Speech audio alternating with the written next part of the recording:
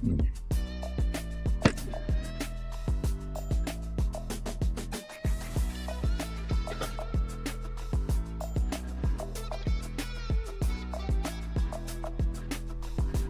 good afternoon, and good afternoon to each and every one of you, and we welcome you, as always, to Dialed In. I'm Tom Brenneman, joined by Luke Brenneman, and our producer-contributor extraordinaire, who's on his game again this week, I must admit, is Jacob Tisson.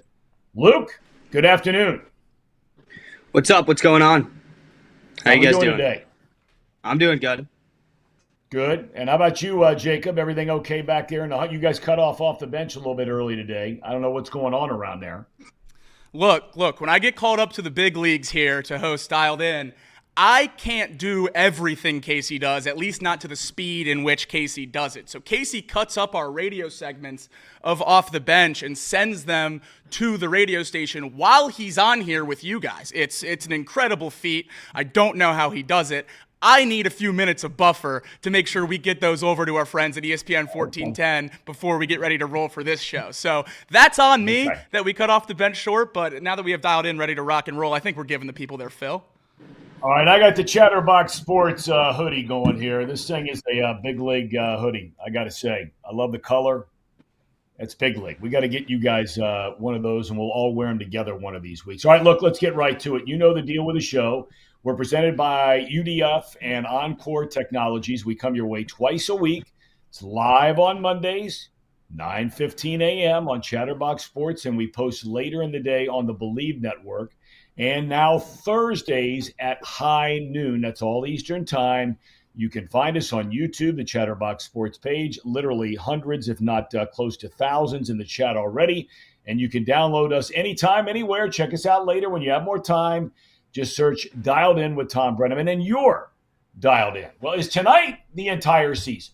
Is it win, or, you have something to play for, but if you lose, you're done? It seems like a lot of the chatter coming out of the Bengals locker room is precisely that. Now, Joe Burrow, going back to the game on Sunday, is laser focused for this one. Zero debate about that. The Bengals and Ravens collide in Baltimore, the scene where Burrow, of course, last season had the injured wrist, ending his season that chilly night in Baltimore. Cincinnati hasn't beaten even a remotely good team so far this year. They hope that changes tonight because they are playing a good team, sometimes a really good team. Make no mistake about it. The Ravens, however, are not unbeatable. Their offense is fantastic. The Bengals defense, we know, is not. The Ravens defense, average at best, really average at best. This isn't the team and the defenses we've seen through the years. The Bengals offense can be great in spurts, but a lot of the inconsistency of this offense cannot occur tonight. It can't happen. You can't disappear for a half or for a quarter and a half or for 2 quarters, a second and third quarters. That can't happen. They might have to win a shootout tonight, and that's something the offense has not done all year long. They have not won a shootout. We're going to talk about this game in a minute. And by the way, are you bummed the Bengals didn't do more at the trade deadline? Now, some might say they did something for, the second or third time in the last 50 years. But did they do enough? Are they really all in? Are you believing that? We'll talk about that as well. College football quickly. You have UC hosting West Virginia at Nippert. That's a noon kickoff. Ohio State is home against Purdue. That also is a noon kickoff. Luke Brenneman, you'll be standing on the sidelines tomorrow when number 8 and unbeaten Indiana hosts the defending national champion Wolverines. That's a 3:30 kick. Couple of big games in the SEC. Number 11, Georgia, number 3, takes on LSU. The winner of that game stays alive in the playoff. The loser might be done, and that includes Georgia, depending on how everything else plays out. Correct me if I'm wrong. I just misspoke. It's Georgia at Ole Miss, and it's Alabama, number 11. Forgive me, I wrote this wrong. Number 11, Alabama. They lose, they're done. LSU loses, they're done. No debate about that. The other game, number 3, Georgia against number 16 Ole Miss. The Rebels lose, that'd be 3. They're done. But what about Georgia? If Georgia loses again, would Georgia be out? All right, fellas, let's get right to it. Luke, first and foremost, your thoughts on the Bengalis tonight? Well, tonight's a huge game. I mean, I don't know if I'm going to say the season's on the line. I kind of want to because they need to be playing like that. From the perspective of will it be a shootout, I do think it will. The over-under is already north of 50 points. I don't know if that favors the Bengals or not. I don't really think that I can live in a world where the way Lamar Jackson is going at an MVP caliber and the way Derrick Henry is consistently going as an offensive player of the year, maybe even MVP caliber, that this Bengals defense has shown us anything that we're going to stop them. It's all about keeping the defense off the field tonight. If I'm Zach Taylor, I'm receiving the first kickoff if I have a chance. I'm trying to put together long, consistent drives. We know that the Bengals can do that when they're playing their game. And it's going to be the turnover battle. If the Bengals can turn over the Ravens tonight, whether it's once, hopefully 2 times, I think that puts them in a position to win the game. They're touchdown underdogs. I think it's down to 5.5 now. So nothing really going in their favor. This is typically a game that even on the road, the Bengals are at max going to find themselves as a 3 and a hook point underdog, maybe even 4. So this line does portray what has happened this season. The Bengals have looked have performed under expectations, and the Ravens are looking like a Super Bowl caliber team. So we'll see what happens tonight. Some Bengals fans are saying, I just want it to be close. Well, it was already close with these guys this year. This is your chance to beat them. If you get swept in the division by the number 1 team, then you aren't the number 1 team in the NFL. You're not the number 1 team in the AFC. The Bengals need to split with the Ravens. We'll see how they do against the Steelers because that's another team well above 500 in this division. Yep. And then obviously the Browns on the bottom half will take care of them. But to put ourselves in a position to really go forward tonight, a win is going to have to take domination at every single level. And when I mean domination, I don't necessarily mean dominating the Ravens. I mean dominating every single play because the Bengals seem to take plays off. And if they do that for 1 possession, for 1 series, for half a quarter, which they have consistently done over the past couple of years, they do not beat this football team because that's not a testament to how bad the Bengals have been this year. It's how good the Ravens are playing. This is a huge game tonight. We'll see how prepared they are on short rest. In the chat, there's a lot going on here, Luke, saying there's something wrong with your audio. I sent Luke a text. Nothing we can do on our end. It's something to do with connection there with him. It is a little bit choppy, but it's better than it has been in the past, so we can definitely get through it if we have to. Okay. All right. No problem. Everything, you just said there, Luke, is spot on. I think that we need to start really looking at some specific areas. And I have always maintained, and I'm not going to tie this in right now to what the Bengals did or more accurately didn't do at the trade deadline. But we've rehashed this 1,000 times. I don't buy for a second they're all in. For somebody to tell me, based on their draft history, that they're worried about giving up a 5th-round pick to get a pass rusher, and there were a couple that were available out there that other teams went and got. Steelers went and got one, right? The Detroit Lions went out and got one. So don't tell me they're all in. I mean, the Steelers have won so many Super Bowls, you need 2 hands to count them. But it's been a while. And they go out and swing a deal to get another pass rusher. The Lions lose one of the game's best pass rushers in Hutchinson for the year. And what do? They're all in. Chris Spielman and company, Dan Campbell, they're all in. They go get another guy. Is there any guarantee those guys are going to be great? No. But this gets down to what I'm talking about for tonight. It's fascinating that teams have blitzed Lamar Jackson the 3rd most times in the NFL. And he has been among the very, very best quarterbacks in the league against the blitz. The problem is, if you don't blitz him, his numbers get even better. So what does that mean? It means you have to have a 4-man rush tonight to get pressure on Lamar Jackson. Jacob, do you believe that's possible? Do I believe it's possible? Yes. Is it likely? Absolutely not. Because we talk about a 4-man rush with the Cincinnati Bengals, and what have we come to recognize that means now 9 weeks into the season? That means Trey Hendrickson has a monster day and everyone else kind of does nothing. That's been the successful four-man rushes the Bengals have been able to put forth this year. It's when Trey Hendrickson takes over games because we haven't seen it from a lot of other people. I don't know that the Bengals are going to be able to win this game just rushing four all night, though that is the recipe for success against the Ravens. I don't think the Bengals necessarily have the personnel for that game plan. I think the Bengals just have to pick and choose their spots on when to blitz Lamar Jackson. Don't let him beat you with his legs. Obviously, a lot easier said than done. I know in the first matchup, he ran to throw a lot, which was a tough pill to swallow. But if we bottle up Derrick Henry like we did during regulation against the Ravens in Cincinnati and bottle up Lamar in the rushing attack like we did the first time in Cincinnati, you finish a couple of those sacks that we had guys in Lamar's back pocket and he was able to spin out of. You tackle a little bit better on the perimeter and you capitalize on a bad throw or two and get a defensive turnover. I think the Bengals can absolutely win this game. It's going to be very, very tough because of the matchup situation, but the Ravens defense is right there with the Bengals when it comes to holes in championship contenders right here in the NFL. So I know everyone's saying that the Ravens are going to go in there and they're going to be able to score 40 against the Bengals. I'm not so sure the Bengals aren't going to go in there and score 40 themselves. You just have to have that second digit be higher than the Ravens' second digit. And at the end of the day, if we're in a shootout, I know you said the offense hasn't won a shootout yet this year, and that's absolutely correct, but they've been right there in every single one. And Joe Burrow's playing at an MVP level this year. I'm going to rely on Joe Burrow and that Bengals offense. I'm going to bet on them if it does get to that point. I'm pretty confidently taking the over tonight, not to tease any picks. I know we just pick sides, but I'm pretty confidently taking the over tonight. I think it's going to be a very high-scoring game. A lot of the same that we saw the first time that they matched up in Cincinnati.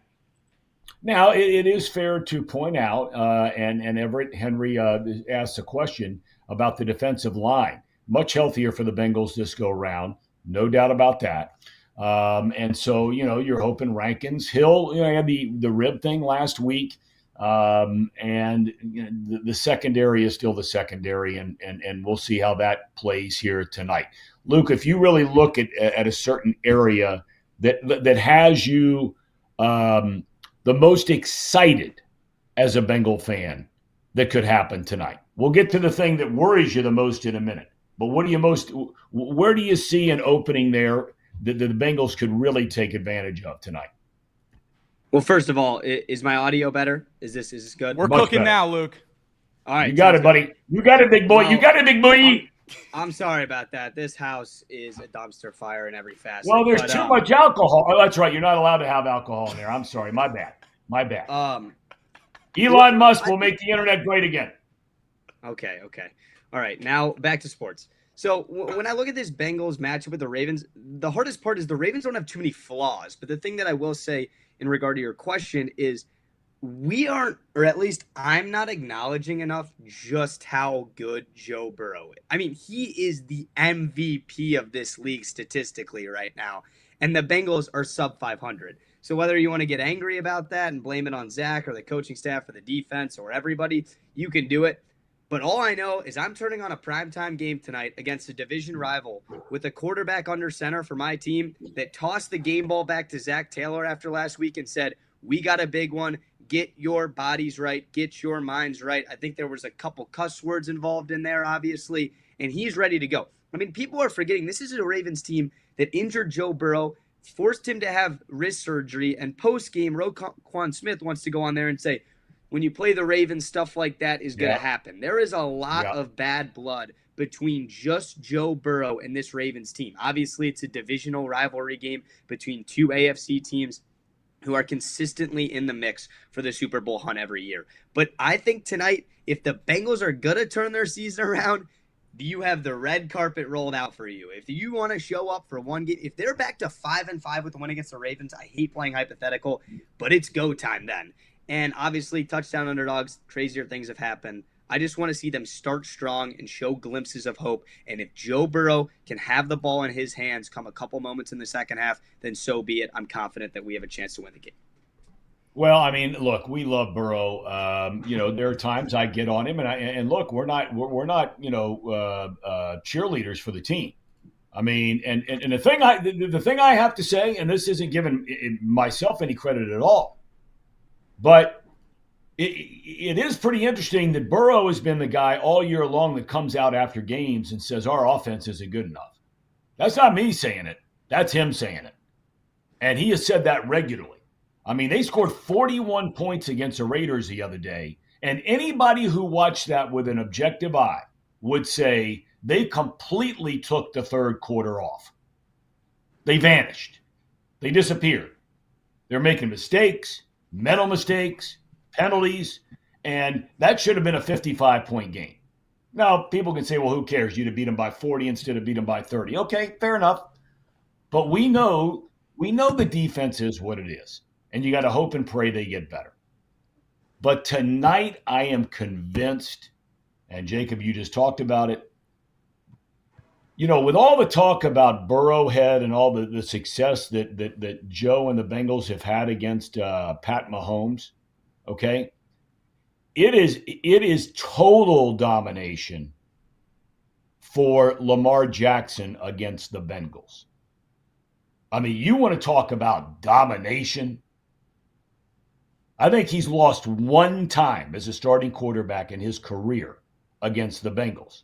Now, there have been games he didn't play, including 2 years ago when the Bengals beat him in the regular season finale in the opening round of the playoffs. Jackson was hurt. But when Jackson has started against the Bengals, his winning percentage is better than Roethlisberger. And that's almost impossible because Roethlisberger beat him like nobody's business. But Jacob, can they win a shootout? I mean, T. Higgins isn't playing again. And I've been T. Higgins' biggest defender, but this is getting tired. I mean, really tired. And there's a reason why the Bengals are not going to give him a contract, and I wish the guy was here his whole career. I love T. Higgins. I love him as a player. He seems like a genuinely great dude. He cares. And it's not his fault that he keeps getting hurt. But Jacob, he keeps getting hurt. That's right. He does. And I think that's the dark side of this contract extension talk. If we're talking about T. Higgins, the player that's on the field, no question you want to extend him to be the wide receiver 2 of this football team. We're the best version of the Cincinnati Bengals when he's out there playing at a high level.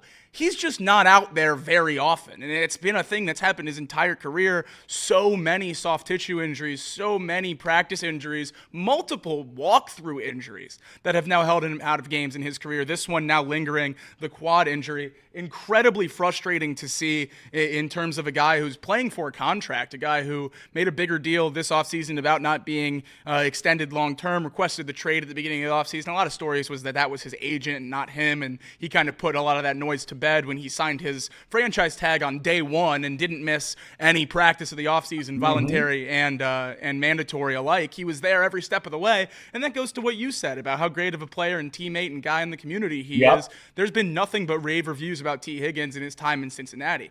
I've seen some people throwing out the sentiment that maybe if this injury does linger, he does continue to miss time, is not on the field for many of the games remaining this season. Could that number drop below $20 million? And then, as the Bengals, do you then reconsider cracking that door open to extend T. Higgins? Certainly something interesting there if the price does continue to drop. But in my humble opinion, I think we've seen enough of T. Higgins over the years that there are teams in this league that are going to be willing to overlook the injuries and hope that he can just be healthy when he gets there. Teams are desperate for number one wide receivers.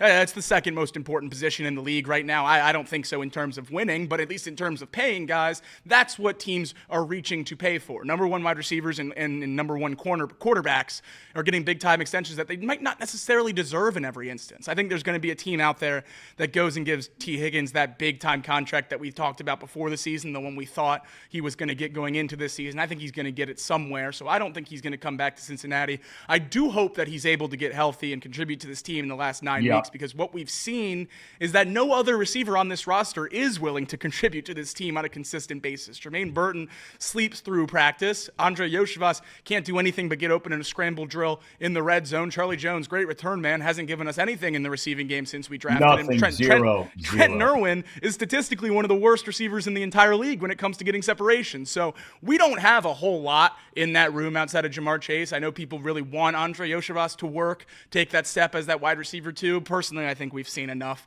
to know what we have out of him, and I think it's a high-end wide receiver 4, low-end wide receiver 3. It's a big, big step to go from wide receiver 3 to wide receiver 2. I think these guys are struggling to do it with T. Higgins out. The Bengals are going to have to use a premium pick on wide receiver whether they like it or not. I know there's holes on the defense, but Zach Taylor can't call an offense without 2 elite weapons. You have to get another one here. Well, we'll see how the Burton saga plays out. I mean, we did not have a show because of our Chatterbox Sports basketball triple header here on Monday.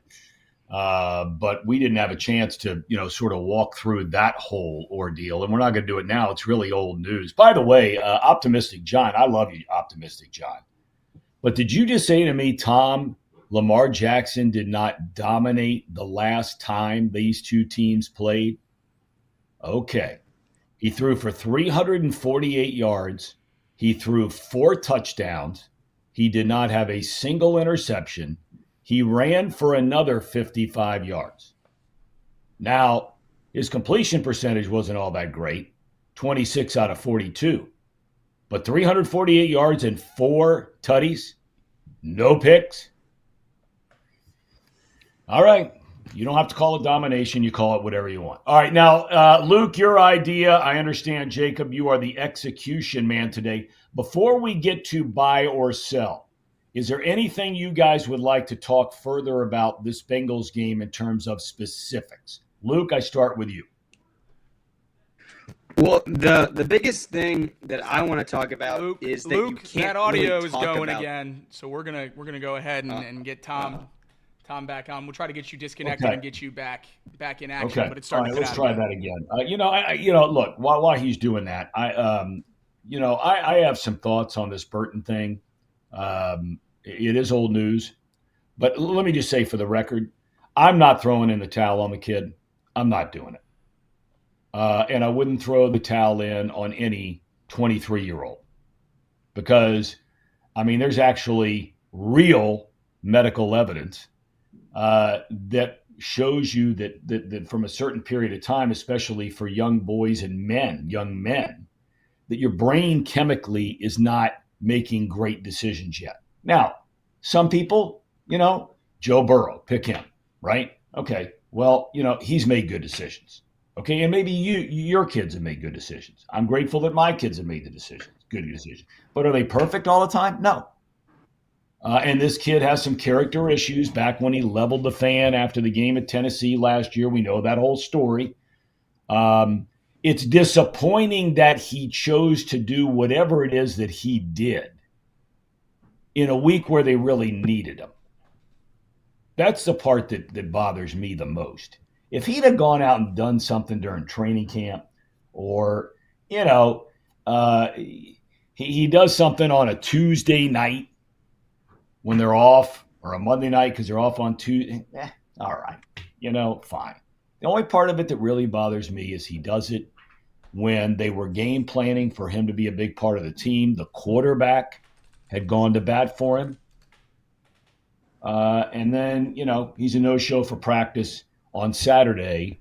And I'm sure that meant that for Zach Taylor and Dan Pitcher and all these guys, that they don't get enough sleep as it is already. I'm sure that meant countless hours of redesigning your game plan now because Burton's not in the mix. So, you not only screwed your teammates, you screwed your coaches, you screwed your fans, and you screwed yourself. We'll see. I think they're all willing to look past it. Is Luke's audio any better now? Are we good? He's back. All right, Luke, let's hear you. Hello. Is it any better? It's better. Case or Jacob? What kind of connection we got over there in IU? Yeah, it's definitely better now, but we'll power through. It's terrible. I'm sorry, guys.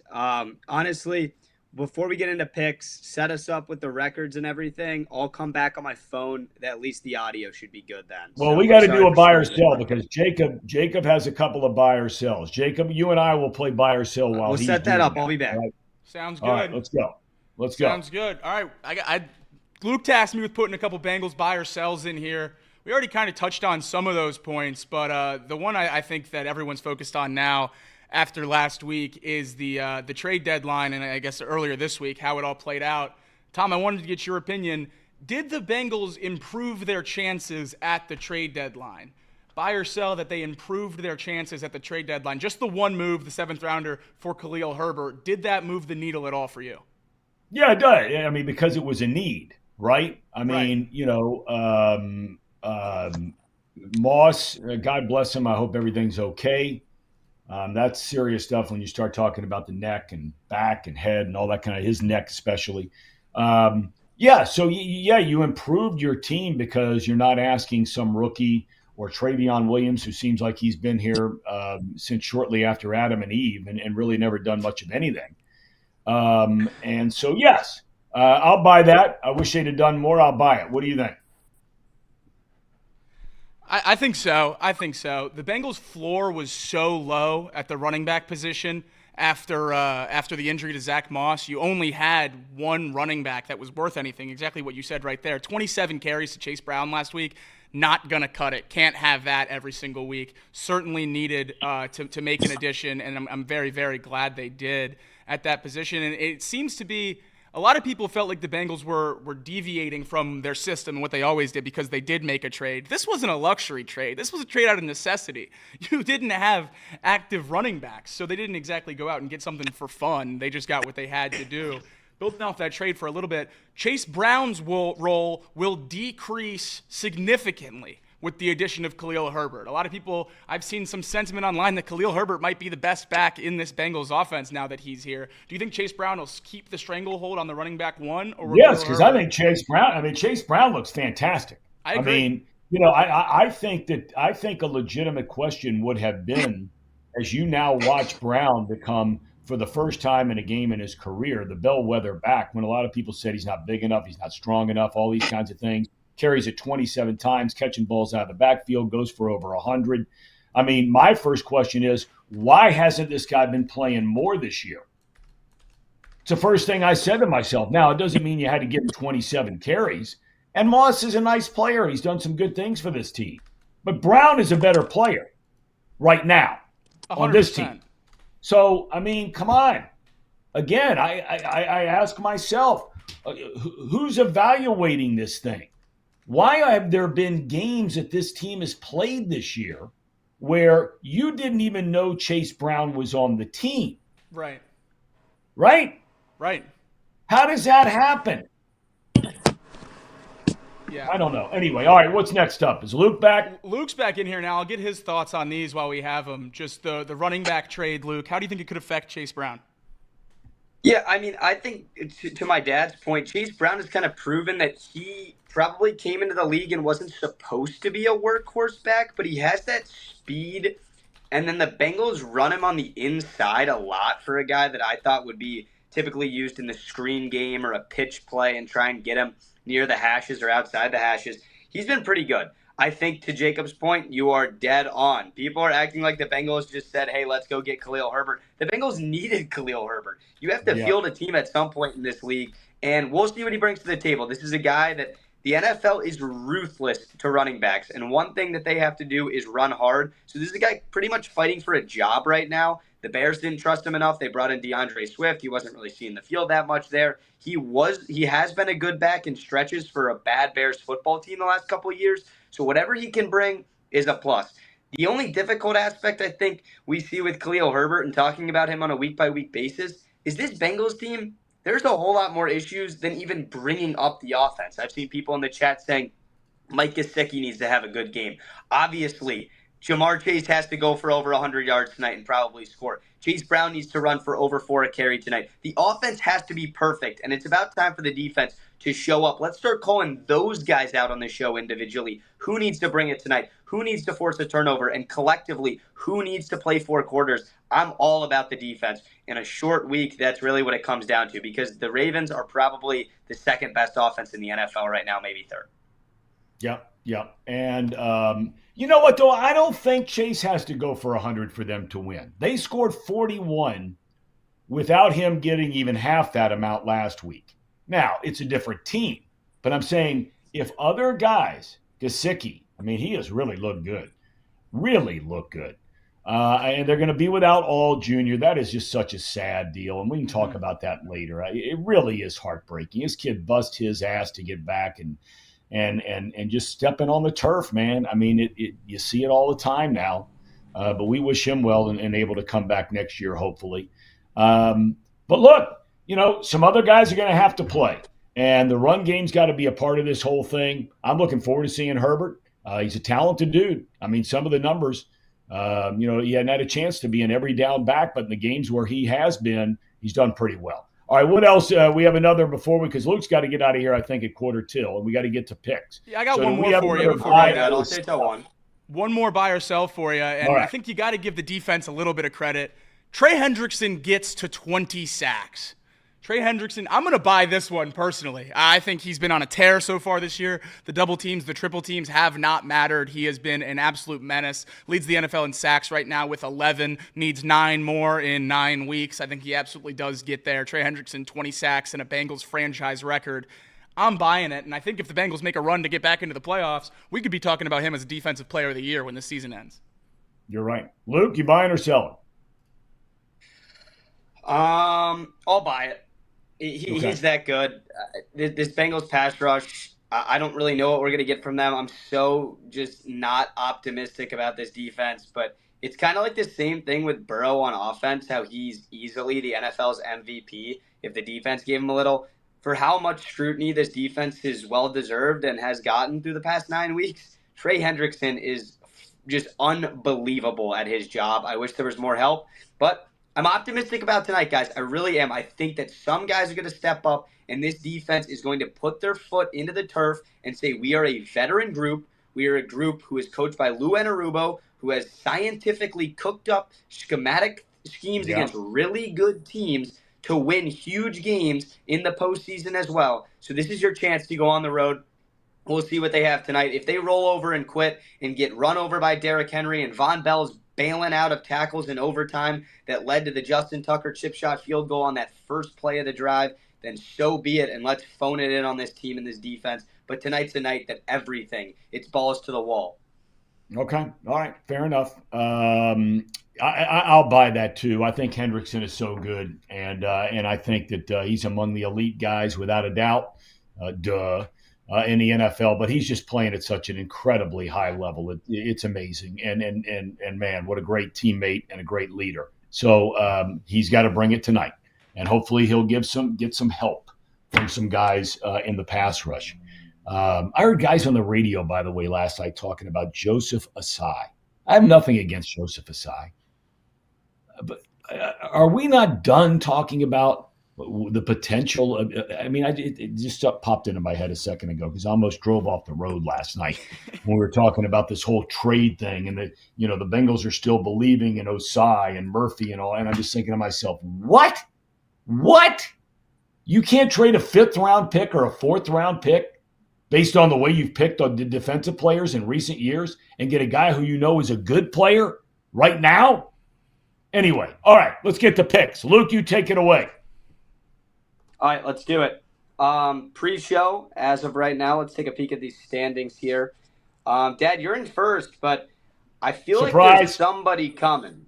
There's somebody coming. You picked up right one now. game. You picked up one game. Well, I picked up a game the last 2 weeks, and you at one point had a 4 or 5 point game lead. And all I'm saying is I'm one clean sweep away, and you continuing to taking square picks week after week from potentially catching you, maybe passing you. So there's a great slate this week. What does that mean? What does that mean? What does square pick mean? You're a square. You can't. You're a square. You're a square better. Well, I like being a square. It's hip to be square, as Huey Lewis in the News once sang. It's hip to be square, big boy. Big boy. Sharp as a circle. You're as sharp as a circle. My wife tells me that. Georgia and Ole Miss. Probably the best college football game of the week, maybe Bama LSU, but when you look at playoff implications, I really like this one because Ole Miss gets all this hype. There's Lane Kiffin, there's Jackson Dart. Jackson Dart's going to win the Heisman. I would never bought any of it. I'm not going to act like a genius, but when I see this line come out as 2.5 in the SIP, I'm shocked.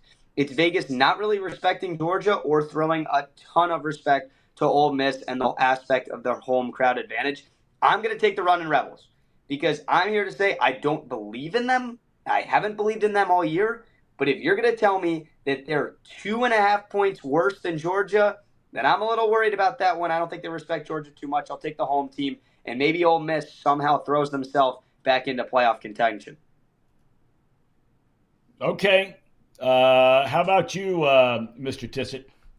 I'm right there with Luke, but not for a lot of the same reasons. I am a guy who did believe in Ole Miss before the season, did buy the Jackson Dart hype, did think that offense scoring 70 a game against FCS teams was a little bit legit. Turns out that hasn't been true, but the team that played Arkansas last week looked like what we were told they were going to look like in SEC play. If that version of Ole Miss plays this week, they're going to win this game by multiple scores. We've seen versions of Georgia that's not very good, and then we've seen versions of Georgia that's clearly the best team in the country. So it's going to come down to which version of these two teams we get.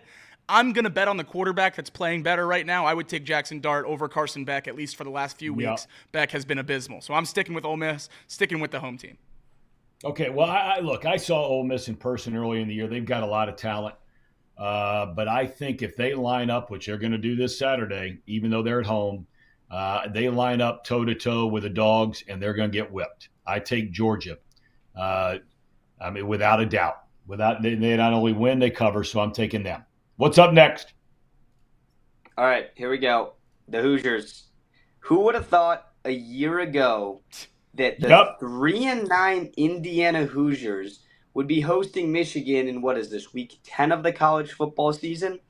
And they're 14.5-point favorites. This is a 3:30 national TV CBS game. I don't even know what to say. The over, and Indiana has covered in every single game this entire season, so give me the Hoosiers. I mean, that is just ridiculous that they have to win by 15 or more points against the defending national champions for you to win an even money -110 bet. But it's been the Hoosiers' year this year, and if Indiana does get to 10-0, then they have a week off before they go to Columbus for arguably the biggest Big Ten game of the season. Just another fairy tale in this Cinderella story. Yep. Jake? Yeah, I just checked the forecast, and it's not snowing in hell, so I'm not picking Michigan. It's Indiana -14.5. Okay. All right, so you're taking that. I'm going to go with Indiana, too. I mean, look, they're slowly becoming America's team. And not only from an emotional standpoint, but they're playing like it. They got off to the slow start. Luke, you were there on the field last week. They fall behind 10-0, and I'm not saying Michigan State is anything great, but it was the first time where they played in front of a sellout crowd on the road. And, I mean, it was just blitzkrieg thereafter. Carter Schwark is healthy, looking good. What has happened to Michigan? They don't have the other team's plays anymore, Tom. It just makes you wonder. That's right. It really makes you wonder. And, boy, people get all riled up. But if you go look at their numbers pre-Connor Stallions and then their numbers with Connor Stallions and now their numbers without Connor Stallions, I mean, the numbers don't lie. The numbers don't lie. All right. I'm taking Indiana. What's next? Now we have Alabama and LSU, just a blue blood rivalry. Everything about this I love in the SEC. Bama is 3-point favorites on the road. I'm going to take Alabama in this one. For some reason, I just trust Alabama. I really don't think that this new era with DeBoer is over. I know they've had a bad loss to Vanderbilt, but I think this is the same thing would have happened. I'm not going to say the same thing would have happened under Saban when you look at it from an upset perspective, but there is parity in college football now. There's variety. The transfer portal exists. I don't really think you're going to see teams every single year or programs every single year go undefeated. Look who is in the top 8 right now. I mean, who would have thought? You have Oregon as the #1 team in the country. We just talked about Indiana. It's crazy in college football, but the Tide is still the Tide. So blitz, Bama, blitz. Give me the Tide on the road in Baton Rouge. I'm not out. All right, Jacob, you spent a lot of time. You've spent a lot of time in that SEC. Your days at Alabama working for Nick Saban. What do you think here tonight? I'm not out on the Kalen DeBoer era by any means. The loss to Vanderbilt certainly got a lot of people to turn up their nose and then turn around loose at Tennessee. I think Vanderbilt's a much better team than we've given them credit for because of that brand name. Yep. I think Tennessee's a very, very good team this year as well. I am going to take the Tigers. I'm taking LSU plus the points. I have faith in Jalen Milroe. He's one of my favorite college football players of all time. I think he's going to really, really struggle in that environment. He struggled in Tennessee when it got loud, making adjustments, getting the snap counts down at the line of scrimmage. He struggled with cloud coverages that LSU runs a ton of with much more talented DBs than really any other team we've played so far this year, we being Alabama. I'm going to take LSU as the underdog at home. I think Garrett Nussmeier is a good enough quarterback to make the plays when it's necessary. I certainly hope Luke is right. I hope Luke's right in the Tide win. But I'm rocking with Brian Kelly and the Tigers. Okay, I want to pick LSU because I like Kelly. I'm one of the few people around these parts that likes Brian Kelly. And I understand why those that don't. So we're not picking a fight here on this deal, okay? But I just, there's something missing down there, and I don't know what it is at LSU. I know they're at home. They had a great quarterback last year, but they had a terrible defense. I'm not big on their offense this year. I think Alabama finds a way to get it done because if Alabama loses this game, they're done. Yep. And the loser of this game, as I said earlier, is done because that would be it'd be 2 losses, LSU, 3 losses for Bama, DUN, done. What's next? Going to the pro game. All right, to the pro game. We all know where we're starting. We're starting tonight. We're starting in Baltimore. Bengals Ravens 5.5 point spread. It says 6.5. We're gonna pick it at 5.5 for the sake of the standings because that's what I read now on CBS Sports, and I think they use BetMGM. Regardless, you guys know how it is. I don't pick against the Bengals. I think 5.5 might be too many points. I would almost the Bengals rather lose and not cover than cover and lose, but give me the 5.5. I hope they win outright. I think the last thing I'll really say about this game, because we did spend so much time talking about the X's and O's, is it's going to be a fun game. And if there's anything to be hopeful for the rest of the season, it's that the Bengals show up the way they have when they used to play the Ravens. I remember a couple years back on Sunday Night Football they played them. They played them on Thursday night before. The Bengals have consistently shown up for the biggest games of the year. And it felt premature to say that the early games through weeks 1 through 8 were that big. I think when you look at 4-5 in week 10 for Cincinnati, this is the biggest game of the year. This is not just the biggest game of the year for the first 10. This is a game you've had circled on your calendar all season because, yes, you go to Sunday Night Football, but then you go on bye. So I look at it from a loss perspective as if you get to 4-6 here, you're waiting nearly a month for just the opportunity to get back to 500. That's like 25 days that you're waiting for the chance to go perfect, and perfect gets you to 500. This is everything for Cincinnati. Please show up tonight, Bengals. Jake? I'm doing it too. I'm taking them too. And it's not, this is not as much as a close your eyes and bet the, Tom. This is not as much as a close your eyes and bet the Bengals as always. I'm not saying I'm taking the money line. I'm not incredibly confident this team wins the game. The Bengals play the Ravens very, very close. I loved it at 6.5, like it a little less at 5.5, but I don't see the Ravens winning this game by a full touchdown. I just don't see it happening. I think this is going to be a very, very close game, a very high-scoring game. I would take either team being given 5.5 points. I think this game's going to be a field goal at most. Okay. Fellas. I mean, look, I'm going to sit here and cheerlead in my living room tonight watching this game, okay, because my wife doesn't care about watching it, so I'll be in there by myself. Not even the dog will come in. The dog will be with mom. Lamar Jackson lost the very first game he ever played against the Bengals in 2018. All right? He has lost one time since then. And if you're just wondering, in the games against the Bengals, he's 9-2. He's thrown 18 touchdowns, and he's thrown 4 interceptions. 4 interceptions. There is no way. I hope the Bengals prove me wrong. I pray they prove me wrong. But come on, fellas. I mean, come on. What's next? A really good 1:00 game. Maybe the game of the week outside of Sunday Night Football, but this has an argument for it as well. Little NFC-AFC matchup here. It's the Steelers and the Commanders. The Steelers go on the road, and they've really seemed to settled in with Russell Wilson here. The Commanders are 3-point home favorites.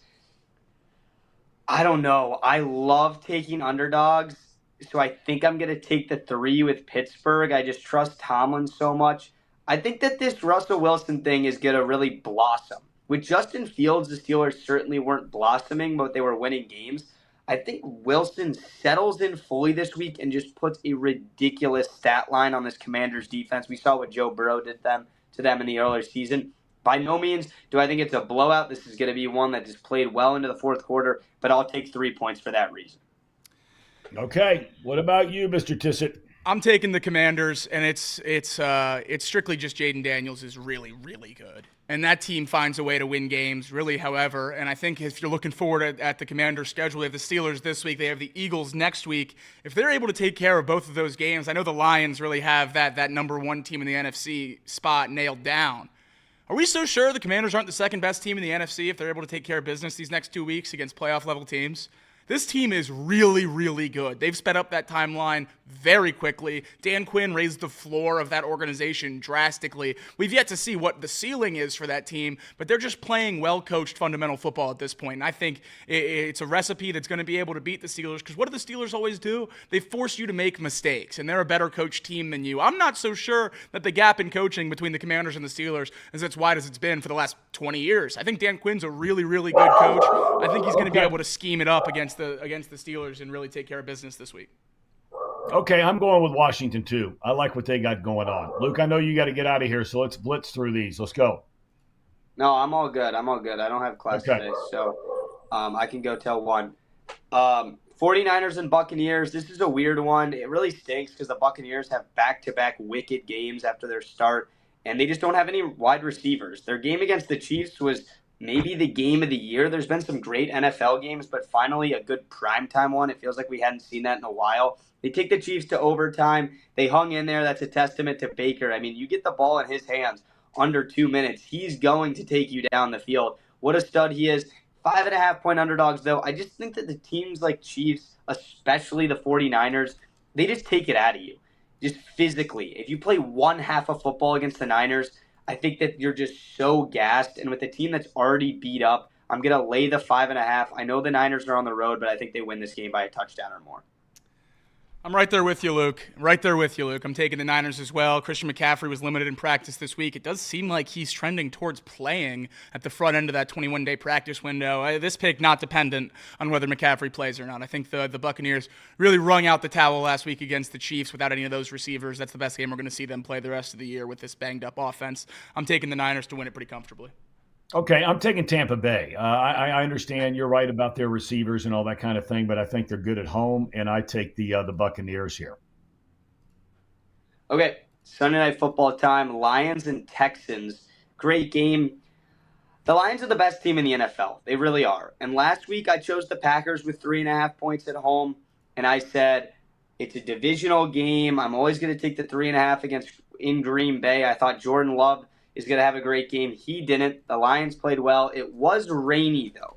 And quarterback matchups, there's about one other guy, especially in the AFC outside of Joe Burrow, who I absolutely love, and that's CJ Stroud. So instead of just pulling the absolute sucker move where I take the 3.5 in Green Bay and then I lay the 3.5 the next week, I just already see this coming if I were to take the Lions. So give me the Texans in 3.5. Give me the hell off the screen. I hate this pick so much, but I think that CJ Stroud covers that. They might win.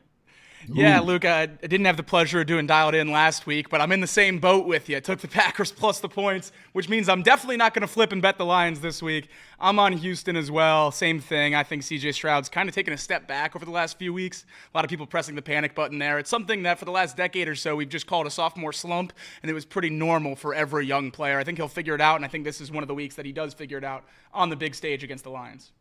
I'm a big Stroud guy too. Obviously, I like him a lot. They're playing a first place schedule this year. They didn't last year, and I mean, that takes its toll over the long haul. We've seen that a year ago with the Bengals, as opposed to the kind of schedule they're playing now, even though they're not beating anybody any good. I'm taking Detroit, man. I mean, I am all in on Detroit. I picked them last week to not only beat, but to hammer Green Bay. And boy, did they hammer Green Bay. Yeah. And Detroit's the best team in football. I know they've lost one, and I know the Chiefs haven't lost any, but if those two teams played right now, the Lions would beat the Chiefs. The Lions are the best team in the NFL. They cover. All right. We know what time it is, guys. 9 minutes left in the show. What's the move this weekend? What could be the move? We'll start with Mr. Tissett. He's back. We're happy that you're back. I'm sure Casey's happy that you're back in regards to his standing on the leaderboard. We'll see how your picks do this week. But take it away. What are you doing this weekend?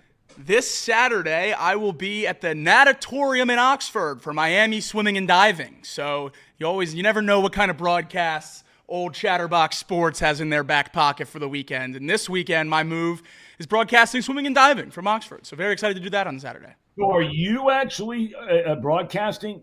Oh, no. I'm producing the broadcast. They don't trust me on the mics. I'm just behind the computer. Well, I think you would be very good at calling that. But okay. All right, Luke, what's a move? It's an Indiana sports weekend for me. I'll be at Assembly Hall tonight. If anyone wants to tune in on Big Ten Plus for color commentary of the Indiana women's basketball matchup against Harvard tonight. That's their second game of the year. They tipped off this season on Monday. So back-to-back Ivy League games for them. So I'll be on the call tonight on Big Ten Plus, and then tomorrow I'll be across the parking lot as of Friday night for Indiana women's volleyball. They have a matchup on Friday night that I will be on color commentary for too. So no play-by-plays for me this weekend. Just doing my role as the analyst because I am some volleyball genius at the end of the day. And then on Saturday, we go to the big leagues. I will be on the field at Memorial Stadium at 3:30, ready for that kickoff against Michigan. So 1, 2, 3, Thursday, Friday, Saturday. It's all Indiana sports. I guess that's just the life of an aspiring sports media student. And I couldn't be more grateful for these opportunities, but it is a busy Amen to weekend. that, buddy. Amen to that. You're so far ahead of the game, it's insane. I'm off to having never done a game at Boston College. I had Syracuse last week. The Orange knocked off Virginia Tech overtime game. Very exciting. And I got the Orange again this weekend at Boston College. I've always really liked Bill O'Brien as a guy. I look forward to seeing him. And they're having a good year there. Yeah. And I know everybody and his brother can't wait for me to call out the quarterback's name, Thomas Castellanos. So, we got that going on. So that's the move, fellas. I'm headed to Boston. B-Town. Here we go. There is one more move that I want to make sure I get in here. If you're in town today, if you're watching live from Cincinnati, tonight, Elliot, Reed, and Casey, the whole Chatterbox crew, will be at Champions Grill.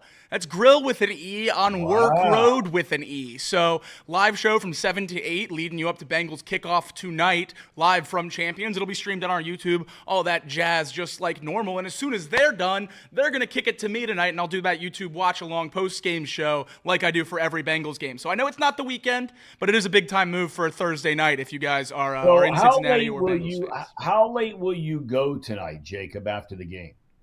We usually do an hour. If we win, if it's a big, exciting game, sometimes we do a little bit more. If it's a heartbreaking loss, sometimes it's a little bit less. But we shoot for about an hour of post-game right after the game. Okay. All right. Well, we'll look forward to that. Again, that is right here where you are right now, Chatterbox Sports, YouTube, Chatterbox Sports page. So please join Jacob tonight after the game, and a big weekend for Chatterbox. It's been a big week for Chatterbox. That's right. The basketball tripleheader the other night was a really big deal. Those games were actually on a lot of television stations in different markets on Gray Media. And Chatterbox Sports produced those 3 games.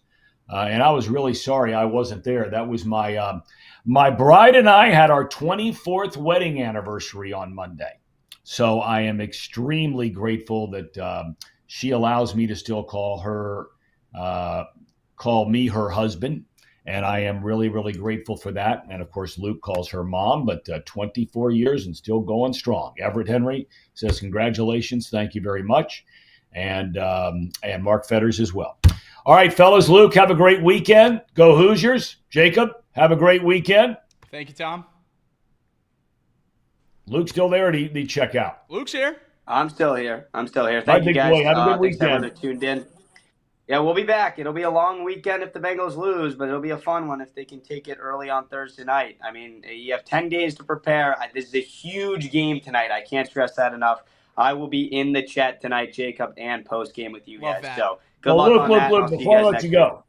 Luke, hang on before I let you go, because a lot of guys in the chat are demanding you give them your special of the weekend. The last 2 weeks, you have guaranteed games, and you are a perfect 2 for 2. So guys want to know, what's the game?